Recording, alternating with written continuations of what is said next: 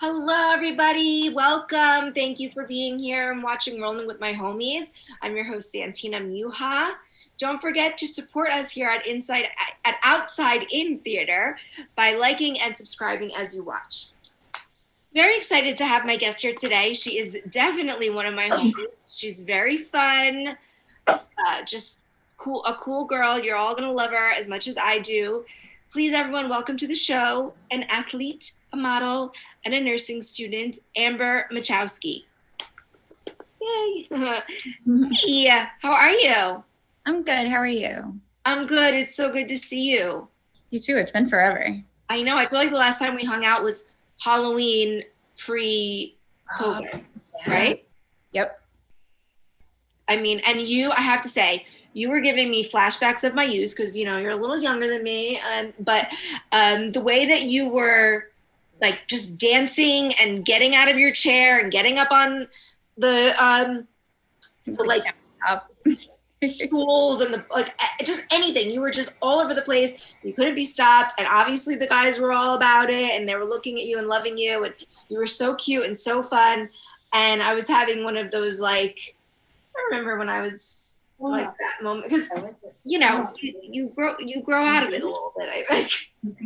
Anyway, I don't know. For sure. But anyway, yeah, you gave me definite flashbacks to my youth. So what's going on? How are you? What's new? Well, COVID was actually slow and got boring. So I got myself back into the whole nursing thing. I got enrolled at US colleges for the certified nursing assistant program. And then again, this past July for their phlebotomy course. Oh my God. Okay, we have to talk about all of this. So this is so interesting to me that this is the field that that you were in. I mean, this isn't really new, right? I mean, this is what you were doing before your injury. You were doing CNA stuff, right? Yeah, so that was I did it from 2009 to 2012. And my accident was in 2012. Yeah. So yeah, so you're pretty newly injured and, and not very newly, but it's been a little bit of a while, but I feel like you're probably getting used to it now, right? It's been enough years. Because the accident was in 2012, but the surgery that paralyzed me was in 2014. So it's still only 2 years sooner, but it was an adjustment. Totally. Let's just start with your origin story because you have an interesting one. By your origin story, I mean, how you were injured or what put you in the wheelchair, all of that. So tell us a little bit about that because it's different. All right. So I'm originally from Newport, Rhode Island. I was a CNA, a dietary aide, and I did home care. I was working 70 hours a week. And I was actually going from one job, I was going home to change so I could go to my next job. And that's when the lady hit me on my front passenger panel. I tore my glute muscle, but they didn't find it for a month and a half. So it bled out, it calcified, had this bone growing into my nerve and my muscle. And at first I was walking after probably for 5 months. And then it was slowly getting weaker. I developed complex regional pain syndrome. I was having severe spasms. So I ended up on crutches. I was kind of weight bearing on crutches for a while. And then in 2014, they wanted to try a spinal cord stimulator because I was getting nerve blocks monthly, but it just wasn't enough. So I went in for the surgery, went in weight bearing on crutches and woke up and I couldn't move from the belly button down on the right side. And they were like, oh, well, we don't understand. Everything's in the right place. Everything seemed to have went fine. I'm like, that's what you seem to think, but I can't move my leg. And then I couldn't pee on my own. They ended up sending me to rehab and nothing ever regained. They tried to turn the stimulator on again, maybe a couple months after, maybe it was a month after they put it in. And I was losing more control. First it was my bladder that left completely, then it was my bowels, and then they ended up taking it out and I got that back. But end result, they had to take it out. I'm in the chair. This was done at Mass General in Boston. I Take spent what out? the spinal cord stimulator. Okay. So they removed that bone that grew into the nerve and the muscle in 2013. They had to wait for a year for it to fully mature. Mm-hmm. Um, because if they didn't, they said it could have came back because it was technically in my bloodstream. Mm-hmm. So they took that out in 2013, and then 14 was the surgery. But the implant was in there for the spasms, but it wasn't helping. Like, not only did it paralyze me, like I was still having the spasms, it wasn't doing what it was supposed to. So they put that in. It'll be November 17th of this year. We'll make 7 years. So in like 13 days. Yeah, they put it in then and they took it out in February. So I was there for like 3 months. Did you have any, with your CNA background and your nursing background and all of that, did you have any idea, or, just was your gut telling you anything? I mean, what did you feel like? Do you remember how you felt? I feel like I had no idea like what was going on. Because with the CNA, like I dealt with a lot of like geriatric patients. So, Mm-hmm. the people that I knew in wheelchairs were just elderly. Mm-hmm. And so I didn't even have a friend in a wheelchair prior to my injury, or the first like 5 years of my injury. I didn't have anybody. You So didn't I have didn't know any how, really real experience with. no, I had no idea what I was doing. What did you think about? I mean, I know, you were in this industry that deals with medical issues and things, but did you have an opinion about young people with disabilities at all? Like, did you think about it ever? And I don't really think it came to mind as much just because I didn't see it. Mm-hmm. So I wasn't around it enough to really have an opinion. But then Right, but when you it didn't happened to know me, that. like I was like, I don't understand what's happening because I don't know this.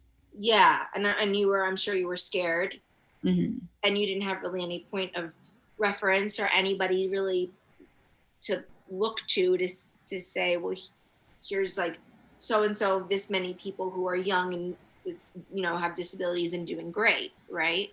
Right. So it's It scary. wasn't until I moved out here that I found like the disabled community, and I'm like, oh my God, there are people like me, and I felt included, and like I would never move back to the East Coast. Like it's great out here. Yeah, I know, and it's way more accessible, even though there's still work to be done. It's newer than the 13 original colonies out here, so things are just better overall, I found. But and yeah, there's definitely a community out here. And how did you find us? How did you find the community? So I I went to a baseball game, the Angels, with my physical therapist when I moved out here because I got really close with her. Oh, cool. And I got introduced to the Achievers, which they teach people how to ski up at Mammoth. And from there, like I just started meeting people, and like they would introduce me to this foundation. And like before I knew it, like the first chair that I was in, but Lord, this thing. And I thought it was the best thing in the world when I got it because it was a step up from the transport chair I was in. Right. Like it had like the armrests and the push handles and it had the legs, but it was smaller. So I thought it was great. And then I danced with Otzi at the Long Beach Aquarium, and she introduced me to Brooke from Colors, and they got me fitted for this chair. And I was like, wow, it was like walking around in a shoe that didn't fit, and now it's like perfect. Yeah. Like, How did you do dancing? How did you get to do the dancing thing at the Long Beach Aquarium? How did you get involved with that? so I met, okay, is also hard. I met Chelsea Uh-huh. at the Wings for Life event back in 2018. She Okay. started like girls' nights, and we were all getting together. We would all dance. And then I met Mia Yeah. and Ange and Ati. And I was started to dance with Mia with Infinite Flow. Mm-hmm. And Ati was still like she was dancing with them as well. And we were all there for the same event. and I was dancing on Saturday, but on Sunday, Auntie actually asked if I wanted to stay and dance with them. So that's how I ended up like doing that. Like I learned the dance probably like 13 minutes before we went on. And so she just chatted me up, and it was like I got included into the Colors family right away. Mm-hmm. Like, it's amazing how like accepting people are here. And like I didn't have that. Yeah. I literally was just going through the motions of life. Like I wasn't actually living. And I did that for from 2012 until 2017. So 5 years. It just, I don't know. I feel like I can't say enough about how my life has changed since moving to California. It sounds like your life almost has improved since. Oh, for sure. Like I want to say it saved me in a way. Huh. Because, you know, I had that surgery that paralyzed me. Yeah. And then in 2017, they tried a baclofen pump again for the spasms. Mm-hmm. And they put it in. I went home for a week, and like the incisions were swelling, they were leaking. I ended up going back to the hospital, and they said that when they put the pump in, there was staph on it. So I ended up with a major staph infection. I was leaking spinal cord fluid for like 2 months. Like they had to put a VP shunt up here. Like the incision on the back, they had to get plastic surgery to create like a muscle flap to cover the wound because it was just a lot. Yeah. And I ended up buying a one-way ticket to come out to see my sister for just an open-ended stay. I was here for 2.5 months. And then I ended up buying a round trip ticket, went back, packed my stuff, and moved out here.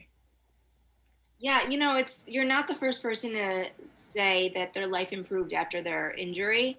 Mm-hmm. And I just wish that story was being told more, because the way that it's always portrayed in TV and movies is that it's like the end of your life. And I really wish, because that's why when people are injured, they are so scared, because they think, oh, well, that's the end. I wish that they knew that, okay, it's not the end. It's a different chapter now. It's whatever. Mm-hmm. No, not saying it works out great for everybody. I don't know, but I mean, it's what you make of it, really, mm-hmm. right? Yeah. When you came out here and you stayed with your sister, did you stay with her? Was her house accessible, or her place accessible? So she was in a 1-bedroom, 1-bath with a roommate on the second floor, no elevator. And I would sit on the stairs. Well, when she wasn't home, because our roommate at the time, he would help get me up and down the stairs, carry my chair. But when he wasn't home, and I'm independent, I want to go out, I want to go grocery shopping and go shopping and do all the things, but they both worked. So I would do what I was doing, and then I'd get home, I'd transfer to the stairs, and I'd scoot up one stair. And because I had the push handles, I could grab the handle and like pull it up. And once I got the chair up there, then I'd like have all my stuff at the bottom of the stairs, and I'd take one bag at a time up. And yeah, I did that from September, October, November, December, January, February. Yeah, 7 months. 7 months. Oh my God. I don't know. I did it for quite a few months, but I was still just happy to be here and just knowing new people, and it made it worth it. Like you make it work. If you want to do something, there's a way to do it. You just do it different. Mm-hmm. Yeah. So I know. It just sucks that we even have to do all that stuff, because that's horrible. Yeah. That's like something that you should only have to do in an emergency situation. You know, I wish things were more accessible, but yeah, but that's right. We adapt. That's what we do, right? That's what people with disabilities do. We adapt. We're great at it. Mm-hmm. And so were you a dancer before your injury too? No, I just played sports. Okay. You were athletic, but you weren't dancing. So you found dancing afterwards. Yep. Your sports stuff you did before, and then you had to adjust and do it afterwards. And you have done, since the skiing and stuff, you've done a ton of sports, right? Oh, anything you can think of, I've done it. Yeah. What are your favorite things to do? So Triumph puts on the over the line baseball tournament. I really like that. Okay. Softball was like my main sport in high school. So it just, I don't know. I feel like I'm still doing it. Like I am, but it's like almost nothing has changed. It's just it's the same game, but a different way of playing. Yeah. I really like the murder ball wheelchair rugby. That's fun. I like it because it's aggressive, you know, Uh-huh. because you see people, they tiptoe around us like we're fragile. And it's like, no, like, don't treat me like that. I can still do like, there's quadriplegics that play wheelchair rugby. Hmm. You can, and you get to slam each other and it's fun. Yeah. Just, you feel included because you fit in with everybody that you're playing with. Yeah, well, I think that's like if that's your personality and you're an athletic person or you're a rough person, then that's who you're going to be, whether you're injured or not. Like I am not that type of a person, and so I am not that type of a person now, you know. But it's not because I'm in a wheelchair; it's because I'm like a little prissy when it comes to that stuff. That's my personality, you know. I mean, I did more when I was younger, and like, but I won't even go on a roller coaster now. But that's not because I'm in a wheelchair; it's because I ugh, I just don't want to. I Not for used you. to, I Yeah. used to when I was little. I brought a string to the theme park so that they could see my height, like because I can't stand. So I measured myself with a string and then brought it. And then I said, "This is my height," and they would let me go on the roller coaster, and I had a great time. And now I will bring a book and wait for wait for everybody else. That's my choice. But yeah, but unless somebody tells me I can't do it, then it's like, okay, that's a different story. Which that brings me to the CNA stuff, because this is so you okay, well, hold on. So first you went back home, you crawled down the stairs, you flew back home, you got your stuff, you flew back, and then when you came back, did you go back with your sister or did you find an apartment? No, so that's where we stayed for like 5 or 6 months. I forget. It was from September to February. Okay. And then So eventually and I moved out and we got a 2 bedroom, 2 bath with an elevator. okay, good. Things got much better. That's you and your sister. Yes. So my sister and I still live together. She's like, And what about yeah, she's like your best friend, right? Yeah, I met your sister. She's cool.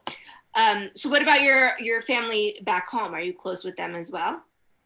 I I have a very small family.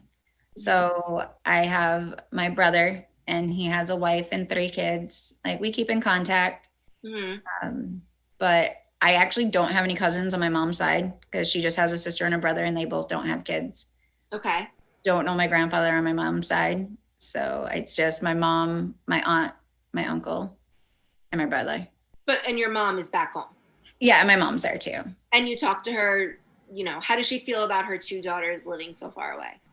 She's happy. She's happy to see that we're happy. Yeah. Like, she misses us, but she said that she wouldn't ask us to come back because she sees how happy that we are. Yeah. So, Yeah. I think my mom is the same, and that's nice because it's good. It takes a little bit of the pressure off. yeah. Because I always feel bad for people whose parents are like, "When are you gonna move back?" It's like, not coming back. Um, so then you came back here, and then or at which point, I mean, was it before you moved here or when you came back, did you say, okay, well, that happened, but I'm still doing the CNA stuff? That wasn't until February of this year. Okay, so you started getting back into it this year, and did you think it was going to be a problem, or were you just like, okay, time to get back to it? I just I was getting bored. I needed something to do and I knew that that was what I wanted to do prior to this. So why can't I do it now? And being the patient so many times, I've just seen so much stuff and it's like I would do this differently and I would do that differently. Like, I don't know how many times that they would move my chair away from the bed Ugh. and then or don't put a call light near me and I'm like ringing to use the bathroom. Like, I can't cath very well in a bed. So I'd end up wetting myself and have to sit in it until somebody like would come in to help me get cleaned up. And I'm like, that wouldn't have been a problem if you would have just left my chair near my bed. They're like, Right. oh, well, we need to get to your IV pole. I'm like, it's on wheels. You can move it. Like, it's just stuff like that, just making sure that the call light is where it needs to be.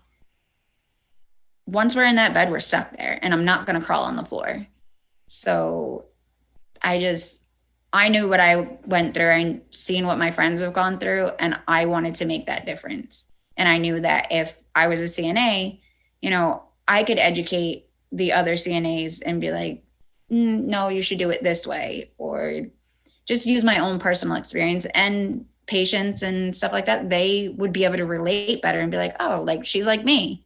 You know, it's always harder to have somebody try to advise you how to do something when they've never actually done it themselves.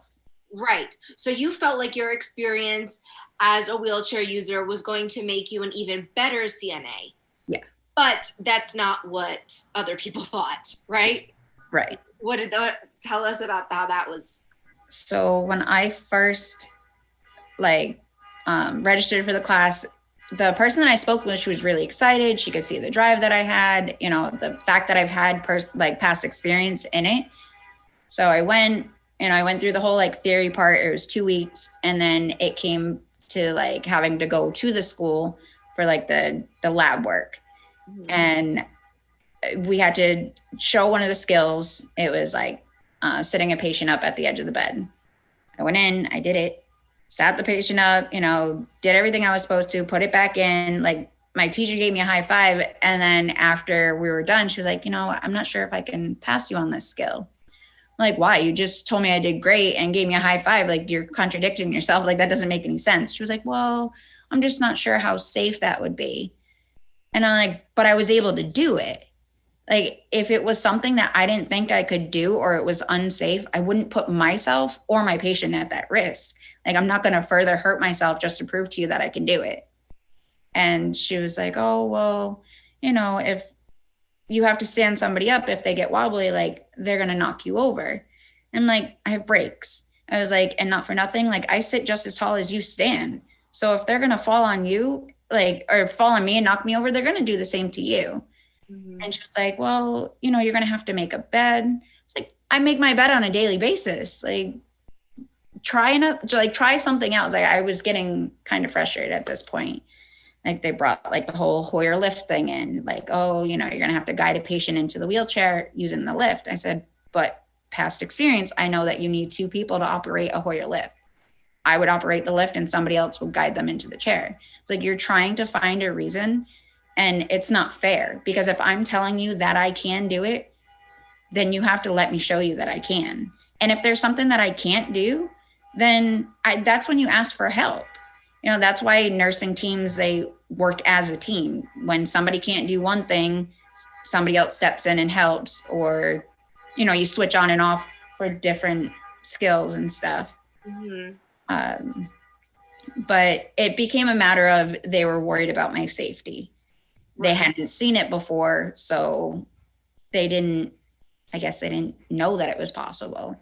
But but the reality is there are CNAs that are tiny, that are older, that are, you know, I mean, what if somebody was epileptic or something? Then they don't have to disclose that. Like, what if they have a seizure? I mean, the point is, like, we all have different challenges in our lives that we know about. Ours happens to be right there on the outside, but we're no less capable of knowing our own limitations than people who can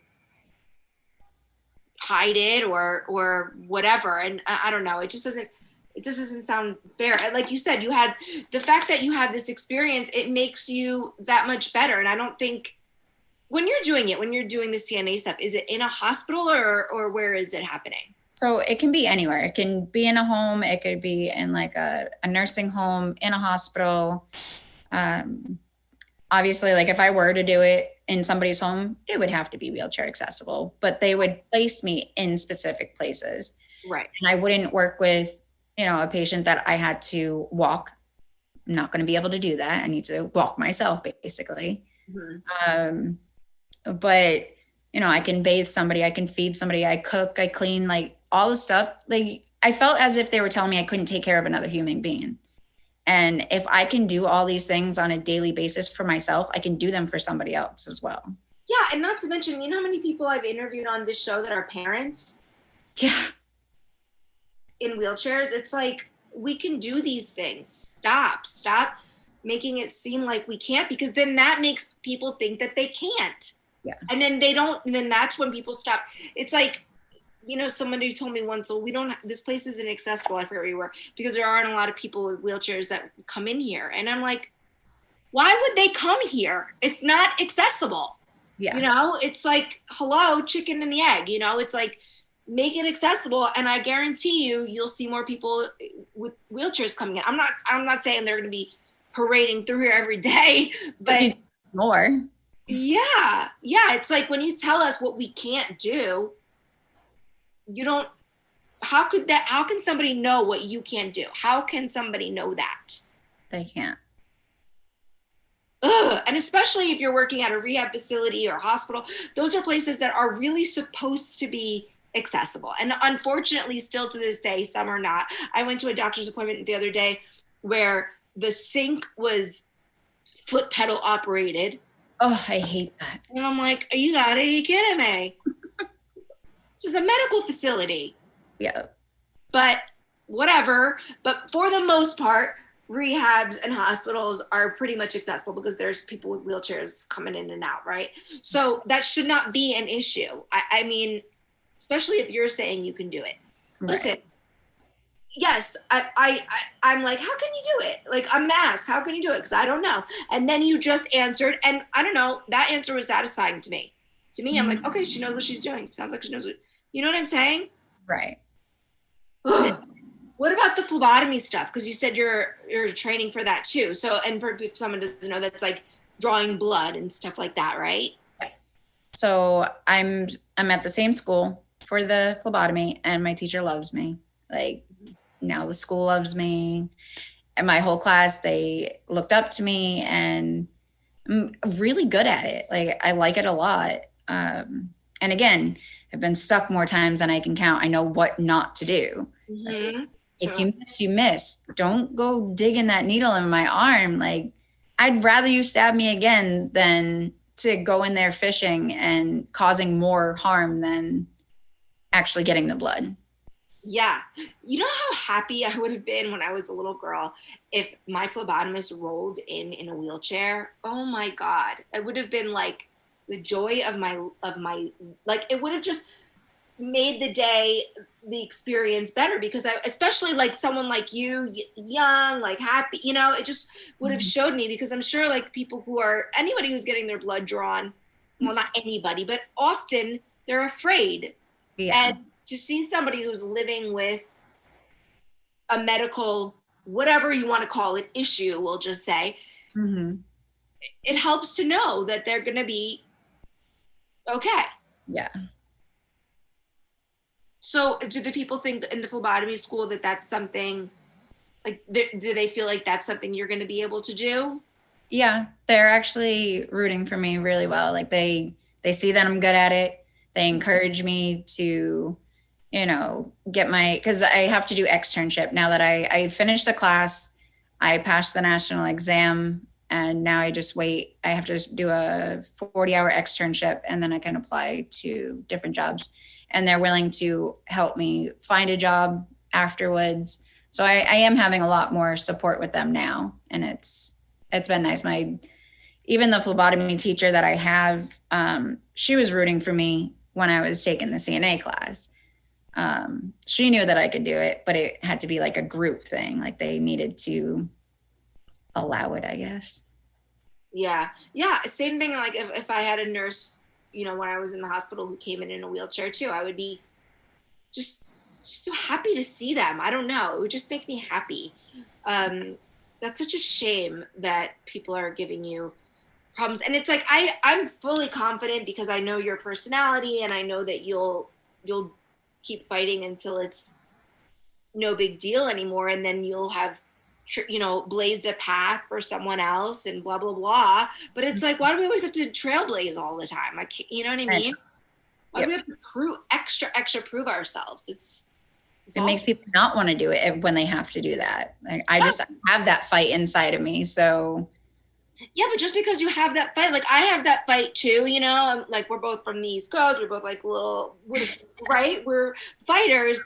But sometimes I just want to arrive and have everything be already accessible, and not have to be the one that explains it or asks for it or fights for it. It's exhausting. Mm-hmm.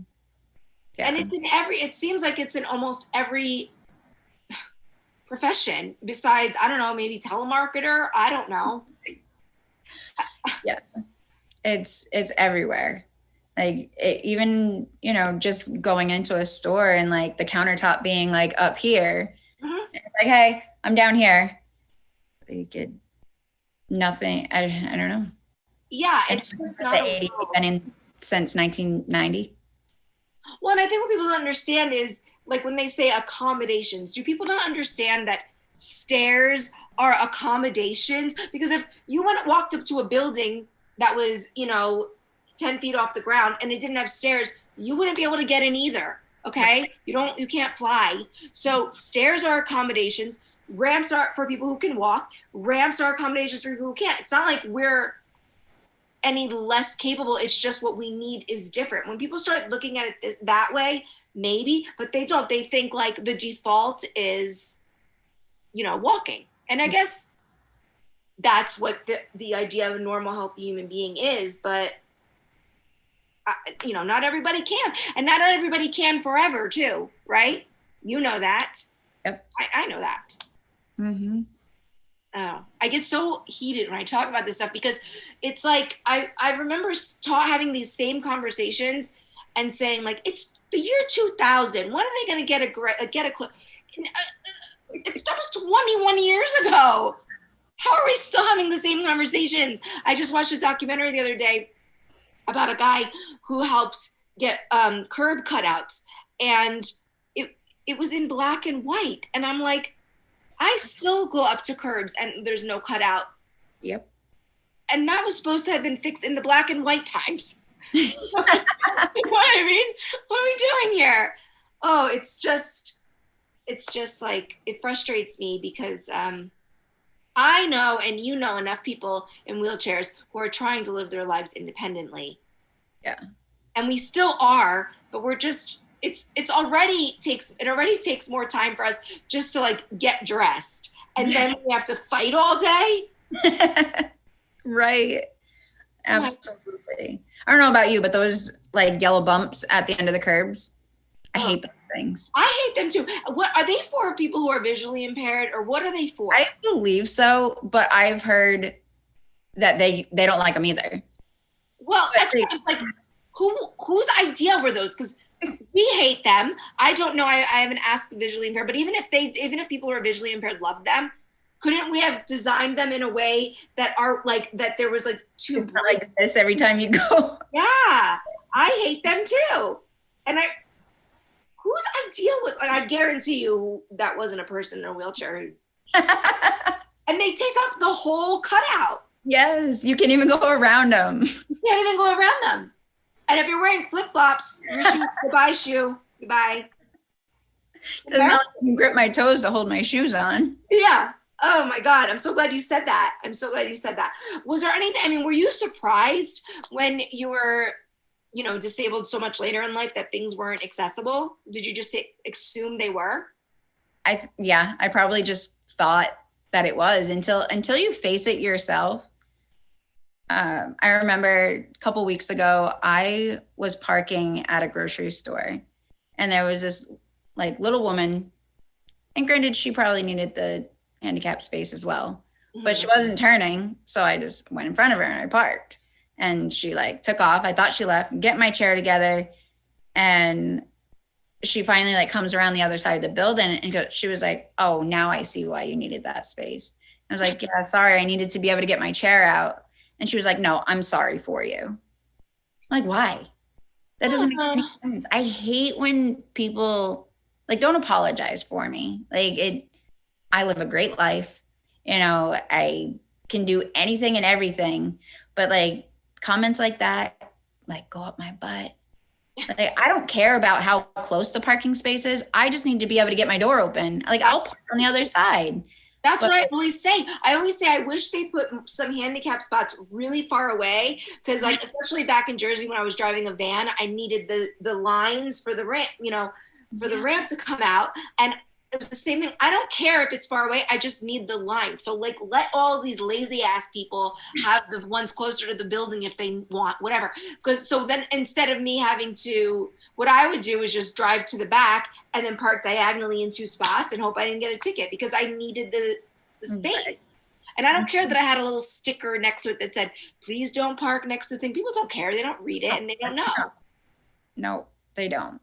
I don't know how many times I've had to park in like a regular space and I come out to my car and somebody's parked so close that I can't leave because I can't get my door open. Yeah. And then what do? Just wait? Pretty much. Like I've gone inside and like, hey, like I need to get my car. I don't care. I'll have somebody to move my car for me, but yeah, I'm not going to stay here all day. Right. Exactly right. We have to be very good at not just adapting, but asking strangers for help, right? Because we've all had to do that many times, and we've also all had to turn down help from strangers. Oh, for sure. Yeah, exactly. It's like, and you were a CNA, and you still didn't realize how inaccessible the world is, because when it's not affecting you, or like I'm sure your sister now is really up to, yeah, but even still, I'm sure there's still things that she just can't understand unless she was in your position. I remember one time my mom, she's definitely she's definitely watching this and is probably like, shut up, Santina. But I'm telling this story because it's funny. One time she broke her ankle on a treadmill, and so she had to use a wheelchair for a few weeks. And she called me one day and she's like, Santina, I need you to pick up the cake for Nonda's birthday. It's my grandmother, Non. I need you to pick up the cake for Nonda's birthday. Mom, I can't pick it up right now. I'm doing this. Well, I can't go pick it up. I'm in a wheelchair. It's like, yeah, okay. And it's like, the people who are even the closest to us sometimes, they just take it for granted, I think, in a way, which is like, it's fine. It was funny. It was whatever. But it was just such a funny, I'm like, who does she think she's talking to? It's like, I know you are, but what am I? Yeah, I know. Anyway, I'm pretty sure I ended up getting the cake that day, but whatever. I mean, I had more, I guess, because I had more experience. Like, whatever, I don't know. Have you, discovered any sort of life hacks now that you're in, in the world as a wheelchair user? Anything that you're like, oh, this is a good tip? Man,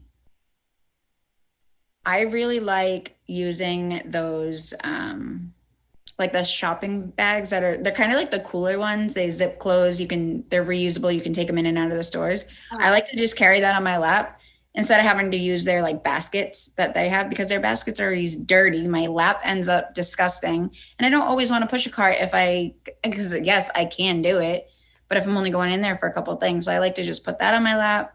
It's convenient, check out, put it right back on my lap again. All my stuff is right there. Like, yeah. That's a good one. That's a great one. And then you just like, how much can fit in it too. So you don't like over shop. It's also like a good tip to like not over shop too. Yeah. Not just an accessibility tip. It's like also I'll end up hanging stuff on the back of the chair. Like I'll manage to make it work, but yeah. Of course. Yeah. I know I'm like washing dishes, like the counter's there, so obviously I can't get under it. I like to open the doors so I can put my legs like under a little bit.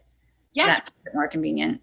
I do that in my bathroom. When I had my house in New Jersey before I moved out to LA, I had it sort of modified a little bit. So I had my kitchen sink, like they can take empty out underneath, so you can sort of roll under, and like, they put a curtain or something so it doesn't look bad. So I've had that. But when now I just live in an apartment, I'm not going to like modify the whole thing for the few years that I'm living here. And so that's a great tip. Yeah, you just open up the cabinets and then you can get a little bit closer. Although sometimes like your feet sometimes like knock over something that's under there, and it's like, it's like all around you on the floor, and it's like, why did I even do that now? Yes, totally. Yeah. Exactly. I mean, do you mark up the walls with your chair?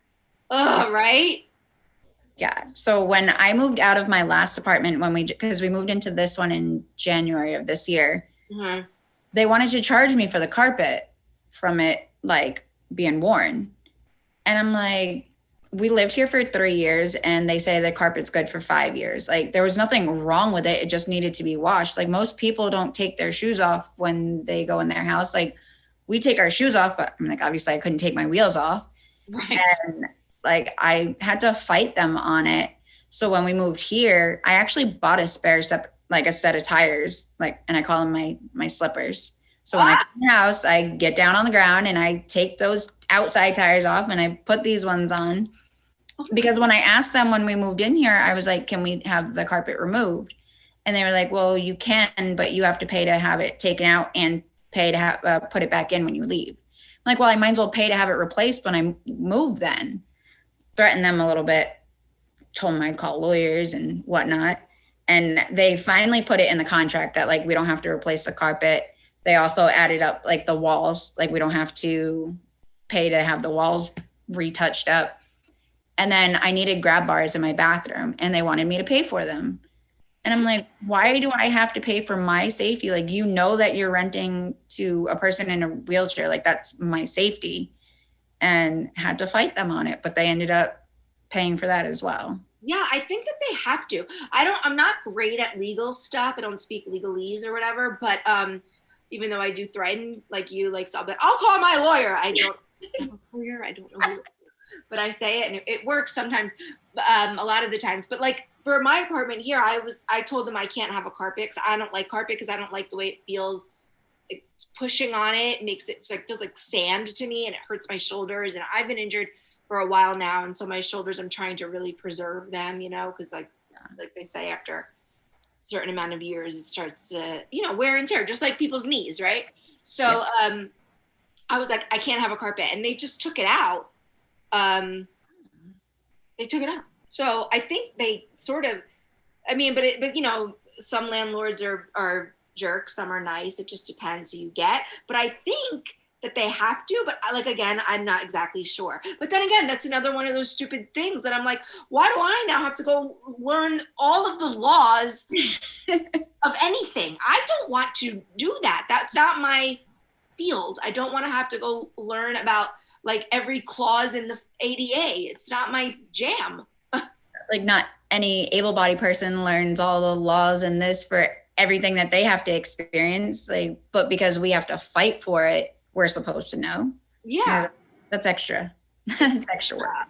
It's all extra. It's like physically extra and then mentally extra on top of it, which is why when I go somewhere, or like I have a friend who, she's not in a wheelchair, but first, she's just one of those people who's very considerate of everybody. So she planned a birthday party a few years ago in Vegas, and she was like, and usually when people plan things, I'm like, okay, don't worry, I'll get I'll do it, because I don't want to. They don't know what to get, whatever. And she was like, I got you an accessible room. I made sure that the dinner is accessible. I got you accessible seats at the Magic Mike. We went to the Magic Mike, and she like already took care of all of the accessible parts of it.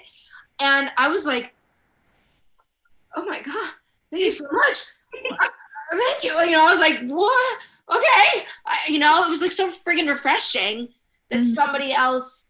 Whereas meanwhile, I have friends who are like vegan and gluten-free. And when they come over for dinner, I'm like, okay, let me make sure I have the vegan thing. Let me make sure I have the gluten-free thing. To me, it's like that. It's like, the golden rule, like treat people how you want to be treated. So I don't feel like it's too much of them to ask me like, hey, if you're making dinner and you're inviting me over and you know that I'm a vegan, could you maybe make a vegan option? I'm not like, oh, well, sorry, we're having, meatloaf, bring your own, so why, if I'm thinking of someone, like, I wish that other people thought of our situation similarly. Like, you're inviting me to your thing. Can you sort of do a little of the work? I mean, but also I don't want to ask people to do that. But we shouldn't have to. But we shouldn't have to. That's the thing. Mm-hmm. I know. It's tricky, right? And it's the same thing with work. It's like, we don't want to be difficult and have bad reputations of being difficult women, especially. Right. But what are we supposed to do? Because if we don't speak up, then nothing gets done. And I don't know how you feel, but I've always felt, even since I was 6 years old in a wheelchair, like I have some sort of responsibility to the next. Do you feel like that? Yeah. Like knowing like your next move kind of thing? No, to the next person in a wheelchair who comes up and wants to be a CNA or a phlebotomist or an actor or whatever. Right. like I want to do what I'm doing so that way somebody else can say, oh, well, I can do that too. If that's your interest, like you shouldn't be afraid to not be able to do it just because you don't see it often. Like I see a few nurses here and there on like social media, but no, you don't see like us in the medical field. And I want to put myself out there so others can see it and be like, oh, well, I like that. I want to do that. Yeah, that's And the or good. that we get people out there, Right. the less of a fight it's going to be. Right. That's one of the good things about social media is that we are seeing, people have a little bit more control over the narrative and they can show, hey, look, I'm a nurse in a wheelchair, rather than it being something that's happening here and there, but no one's ever seeing it. So how can you know, Right. because like I said, it's not like we're going to turn on, some show and it's going to be like a nurse in a wheelchair. Yeah, right. If we did, the whole episode would be about that, and it would be like violins playing in the background, and then she'd probably kill herself at the end or something because her boyfriend left her, or whatever dramatic bullshit that they can't stop doing. Ah! Yeah. Like I don't want it to always be like it's a sad thing. Like Yeah, it's not. I And know. uh, And honestly, you and I have been friends for a few years now, and this is the most we've ever talked about being in wheelchairs with each other. We usually are not talking about this. Like, it comes up here and there, but like when we went out for Halloween that time, we weren't like, can you believe we're in wheelchairs and it's Halloween? Like, you know what I mean? Who cares? Like, whatever. It doesn't come up. It's like, do you want to share chicken tenders or whatever? It's yeah, like normal conversations. yeah, like we just want to be treated like a normal person because we are a normal person. We sit down a lot. Yeah, We go exactly. have our own place to sit. Yeah, we bring our chairs and that's it. Speaking of sit down a lot, being ass level, you were a backup dancer in my music video, and that was so fun. Thank you so much for doing that. You killed it. I had so much fun. Yeah, you were so great. What was it? Did you like doing that? Was that fun for you? I mean, It was a lot of fun. yeah, I to have that opportunity and to be around other wheelchair users doing it, it's like, wow, this is what like inclusive is. Mhm. And I don't know, your song was so fun. Thank you. It's How so I have to ask because I've been in a chair longer than you, and I still don't know how to do the wheelie spin. How the hell did you learn that so fast? I think it was when I moved out here, and once I got out of that clown shoe of a chair that I was in, I could do it like so much easier in this. Like, but being with Infinite Flow and them showing me different dances and kind of Mia, she Mhm. showed me a lot how to do it. And then when I was with the Rollettes, like when Chelsea would host like the girls' nights and stuff, just constantly doing it. And then to realize like doing a wheelie can help me over a curb because there's no way to get up. Yeah. Like, and then sometimes I like to just sit in a wheelie and like rock back because it stretches my lower back. So I found like a comfort out of it. You do a wheelie, you do the kind where you're leaning, like your stomach is on your knees, right? Yeah. So that's what I haven't learned, and that scares me. And a lot of people know how to do that. And like when you go down ramps, do you go down in a wheelie? Yeah. Oh my God, that's terrifying to me. Because when I do a wheelie, my back is on the back of my chair. Okay. I haven't perfected the thing where you lean forward to do it, which seems like that's where you get the most leverage. Yeah. So I'll take the wheel and I push forward, or I can't remember if I push back or push forward. Mhm. But my body goes the opposite way. Right. So that's what kind of like rocks you in that position. And then you can kind of you can feel it. Once you get there, you can just feel it and you can hold it. But it was scary. Like I've fallen backward. Don't ask me to do it after I've been drinking. I have no balance after I've been drinking. Right. But because I go backwards instead of leaning forward. Yeah. Yeah, So I'm trying to figure out how to But I'm so scared to lean forward because I don't want this whole chair to go back.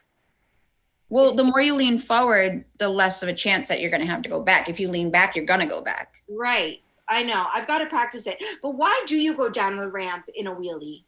Like, how does it? Why does it feel easier for you to do it like that? I feel like if I'm going down and I hit like a bump, because those little tires, they get stuck on everything. If I hit a bump, I'm going to go flying forward. Mm-hmm. So if I'm going down in a wheelie, I'm closer to the ground now, like backwards. Like it's not going to hurt if I just, tip back because the slope is right there.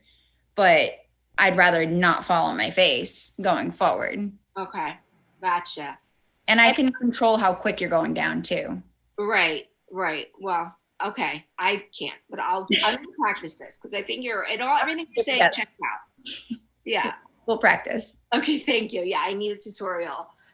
What about curbs? You said curbs. Are you one of these people that can pop up and down curbs? So going down, I do well. Okay. Going up, sometimes you need like momentum. Mm-hmm. And if you don't have that, you're not going to be able to get the back wheels up. I don't know how Ati does it, but she's like a professional. I know. So, but you can pop a wheelie and then pop down a curb. Yeah. How many can you do? More than one? Well, it depends on how close together they are. Okay. So like I can do like stairs if they're longer stairs. Okay. But if they're closer together, you don't have enough clearance to get that back wheel down before it wants to start going down the next one, and forget it, you'll fall backwards. Did that in Cancun. No. Okay, so you learned this through friends Yeah, just through friends, watching them do it. Right. In PT, they didn't teach you any of this, did they? So my physical therapist was showing me, like when I was in the green chair, she was helping me. I call it the green chair. It's that big one. Uh-huh. Like helping me try to do the wheelies in that. But I think with the footrest on the front, it was making the front so heavy. Yeah, right. And there was just extra equipment on there. But no, I think it was mainly from friends, seeing like friends do it. And I just started practicing. I was like, this is something I have to do. So yeah, got to get good at it. Yeah, I used to be able to go up and down curbs when I was younger, and then I don't know what happened. I lost it along the way, and I've got to relearn because it does make it easier when there's just that one curb instead of trying to roll in the world looking for the ramp. I know. Riding a bike, you just got to get used to doing it again. Yeah, for sure. Yeah. I did an escalator in Vegas backwards. Scared the crap out of my sister. Down. And you backed up to it, and then you held the things, and you did it? Yeah. I'm so scared to do an escalator. I don't know what got into me that day. I just felt confident. I see people do it all the time. Yeah, the elevator was broken. Right. I had no choice. I was there. Oh, but okay. So I went to do it, and my sister was like, whoa, like, what are you doing? I was like, don't worry, I've seen it done before. She's like, but have you ever done it? And I'm like, no, but we're going to do it. Like, we have no choice. Did she stand behind you? Yeah. Yeah. I could maybe try it if someone was standing behind me. Oh, yeah, I don't think I would do it by myself. But I've seen people on these videos. I don't know how they do it. But I've also seen someone do it and fall, wipe out at the Abilities Expo. Oh, geez. Bad. So, doesn't always work. I'm just saying, be careful. But I mean, whatever. I've also seen my friends fall downstairs too. So, my able-bodied friends fall downstairs. So, right? It happens. And we're almost. Oh, this always happens. We're almost to the end. We have so much to talk about. I feel like I know. No one's talking about these things really. But I just want to talk about your modeling really quickly because I think that's really cool too. Were you a model at all before your injury? No, I have always been like super self-conscious, like body conscious, all that stuff. It was Angela. She was like, hey, go to this thing. And it was the audition for Model Hunt. Mm-hmm. And I had no idea I just went because she told me to go. I didn't even know what I was going for. And it was like to audition for the show. And I actually got like selected, like made it through into the fashion show. And then I won. So that was pretty cool because I don't know. my confidence isn't always there. So it's just, it Mhm. was cool for it to actually happen and but to be in a category where there was other people doing it too. You know, it wasn't just me up against a bunch of able-bodied people. Like I had a group that I was in, and I think that's what helps you feel a little more confident too. Yeah. So was it a confidence booster for you after you won? Yeah, it was. And then I got signed with NB Models, and I've had like the few little things here and there. You know, I was recently in a commercial. I was in an episode of Speechless. Um, just having these little opportunities, it's fun. And that itself like boosts confidence. And then when other people see us doing it, again, it makes them feel like, oh, well, I can do it too. So Yeah. like I'm not just doing it for myself. I want to do it for others to know that they can do it too. Yeah. I mean, do you feel like, as especially like, as a pretty girl, a woman, do you feel like, I don't know, I'm asking, but that you stand out more as a, in a wheelchair than you did before? Like, or do you feel like more special now, or do you feel the Uh, same? so I've had people make comments and they're like, "Oh, you're too pretty to be in a Of wheelchair." course. Yeah. Like guys, if you're listening, don't ever say that. That I feel that as like a smack in the face than a compliment. Yeah. It's You want to tell me I'm beautiful, like flatter me, but don't say anything about the chair because it being in a wheelchair doesn't have a certain look, you know. So, but because I've asked people like, you get ugly when you sit down. I Do know. you like? Does your face change when you sit down? Like, what does that mean? You're too pretty. Like, yeah. Anyway. But it's hard because like I said before, I didn't feel like a pretty girl. But when you Do have people tell you you were pretty often when you were walking, or do people tell you it more now that you're in a wheelchair? uh, yeah, maybe I feel like I hear it more now that I'm in a wheelchair. I think it's just, the reason I'm asking is because I know, like, I've hear it from a lot of girls in wheelchairs that, and from like able-bodied friends of mine, like, guys, people are always telling you you're pretty, and these are actresses and other really pretty people, and I'm like, yeah, don't they do that to you? And they're like, no, it's not like people just walking up to me at the store going, you're so pretty, and so I think that when you're in a wheelchair, and yeah, that people feel like they have to, I don't know if they feel like they're surprised or they want to make us feel better. I don't know, but that's why I'm asking, because you were an adult woman, Right. before and after a little I bit. think I get it more now. And like you said, I feel like they have to say that to, I don't know, to make me feel better about myself, to make them feel better. I'm not sure. But now that Yeah, you say that, that stands out. yeah, right. I figured. Um, but it's interesting. I mean, listen, it is a compliment, but just stop at you're pretty. Just Yeah. stop there. You don't just like put a clause on it or whatever, qualify it with like for a wheelchair use. But anyway, and also obviously that's not the most important thing about any of us. But look, what are you gonna do? It's fun, right? You're right. It's fun. Get quicker. Yeah, if you can get a little cash modeling on the side of your like phlebotomy job, like why not, right? Wheelchair or not, why not? Okay, well we are at the end. Is there anything else that you want to say before we go? Um, I don't know. I had fun. Okay, good. We need to get together and catch up more. I know we really do. Now that things are starting to, cool down. I know there wasn't much of anything, and not a lot of people going out anyway in the past year. So hopefully we'll get together soon. Yeah. Cool. Thank you so much for being on the show. I had so much fun talking to you. Thank you. Thank you, everybody, for watching.